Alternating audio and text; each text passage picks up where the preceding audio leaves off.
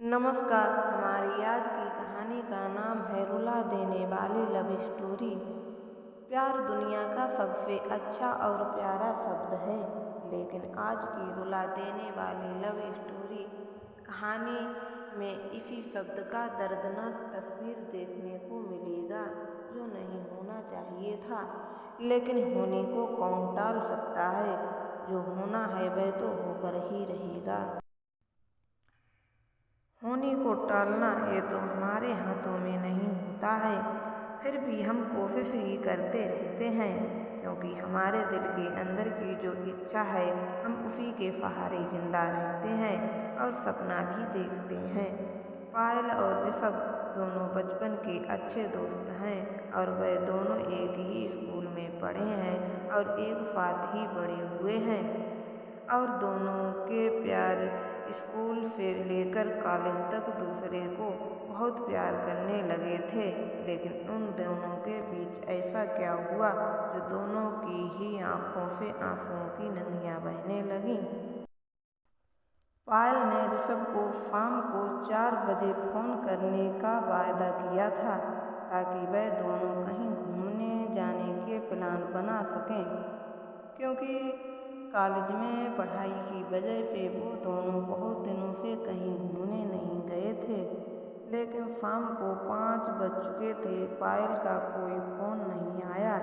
इसीलिए ऋषभ ने ही पायल को फ़ोन किया, मगर पायल ने ऋषभ का फ़ोन काट दिया। ऋषभ को थोड़ा अजीब सा लगा, फिर भी ऋषभ ने दोबारा फ़ोन किया, लेकिन फिर से पायल ने फ़ोन काट दिया।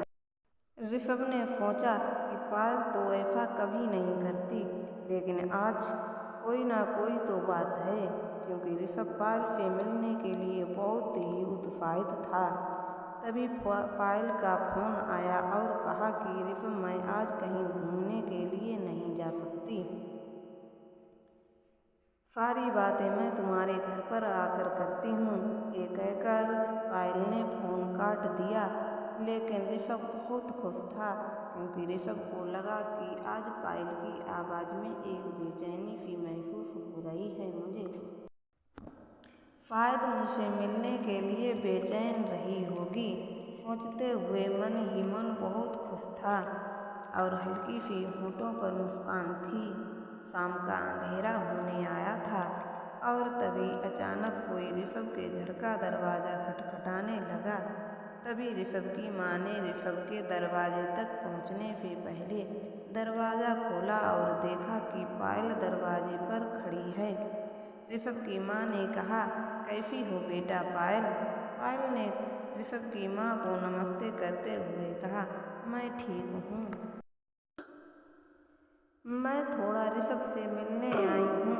ये कहते हुए पायल सीधा ऋषभ के कमरे में चली गई। पायल ऋषभ के कमरे में जाते ही जोर जोर से रोने लगी। उसकी आंखों से आंसुओं की मोटी मोटी बूंदें गिर रही थीं। पायल का रोना देखकर ऋषभ हक्का बक्का हो गया। उसे समझ में नहीं आ रहा था कि अचानक पायल को हो क्या गया है, वह क्यों रो रही है। ऋषभ ने सबसे पहले पायल के आंखों के आंसू पोंछे और कहा, पायल तुम्हें क्या हो गया और तुम अचानक रो क्यों रही हो? सब ठीक है ना? ऋषभ का इतना कहते ही पायल टूट गई और बिना कुछ कहे और भी जोर जोर से रोने लगी। ऋषभ ने पायल का हाथ अपने हाथों में रखा और फिर पूछा, पायल अब बताओ क्या हुआ और इतना क्यों रो रही हो? तुम सोच भी नहीं सकती कि तुम्हारे आंसू देखकर मेरे दिल में क्या गुजर रही है। प्लीज बताओ ना पायल, क्या हुआ? उसके बाद पायल ने अपने आंसू पोंछे और अपने आप को संभालते हुए ऋषभ का हाथ पकड़ते हुए कहा, ऋषभ, हमारा रिश्ता यहीं तक था।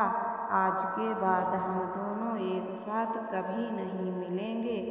पायल की ये बात सुनकर ऋषभ को ऐसा झटका कि 420 वोल्ट की बिजली उसके शरीर से गुजर गई।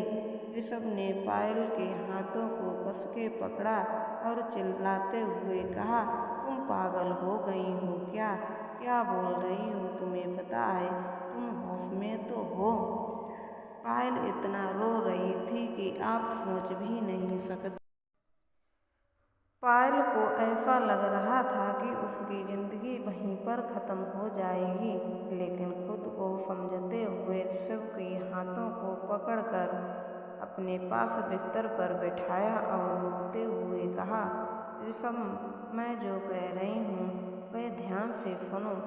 अब मैं तुम्हारी नहीं रही, मैं किसी और की अमानत बनने जा रही हूँ, क्योंकि पिताजी ने जो आज रिश्ता तय करके आए हैं, इस रिश्ते से घर के सब बहुत खुश हैं। ऋषभ पागलों की तरह एक जिंदा लाश बनकर पायल की बात सुन रहा था। ऐसा लग रहा था कि पायल की बात सुनकर ऋषभ बेहोश हो गया है।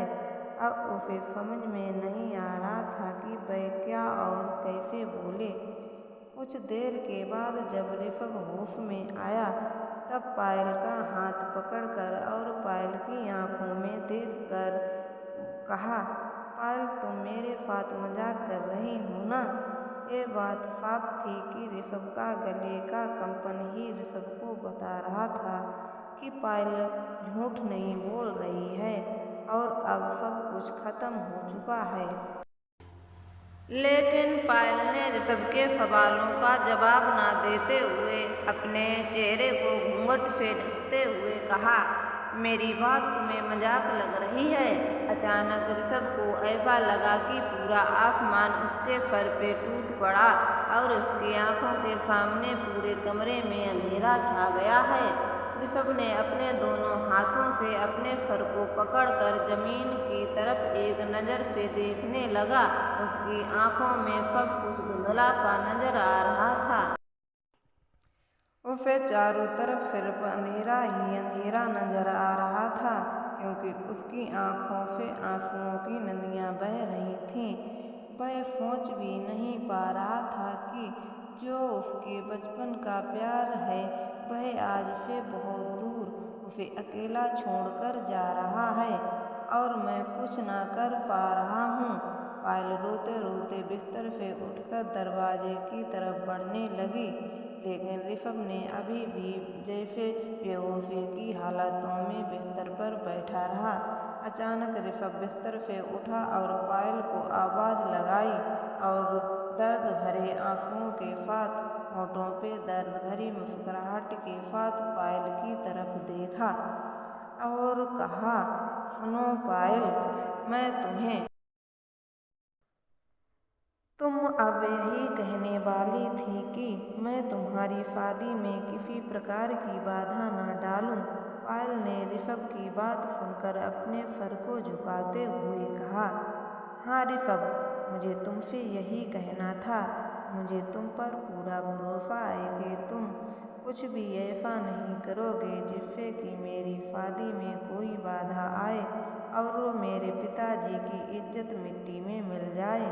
ऋषभ पायल की बात सुनकर हैरानी से पायल की तरफ देख रहा था और सोच रहा था कि यही है उसके और हमारे बचपन का प्यार। उसे ये तक पता नहीं कि मैं उससे कितना प्यार करता हूँ और मैं ऐसा कुछ भी सोच भी नहीं सकता हूँ कि पायल और उसके घर वालों को मेरी वजह से कोई नुकसान पहुँचे।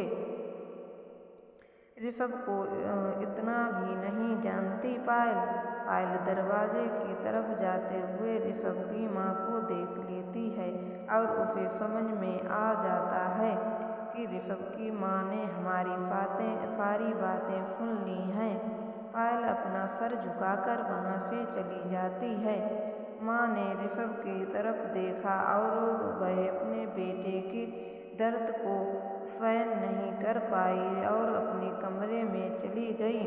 ऋषभ को पायल का चेहरा याद आया तो उसके सारे आंसू नकली लगने लगे थे, क्योंकि पायल के चेहरे पर शादी की खुशी की झलक अब ऋषभ याद कर पा रहा था।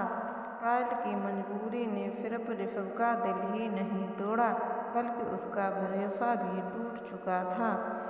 प्यार एक ऐसी चीज है जिसे पाने के लिए इंसान के अंदर एक सच्चा दिल होना बहुत जरूरी है, क्योंकि एक सच्चा प्यार उसके जीवन को बदलता है।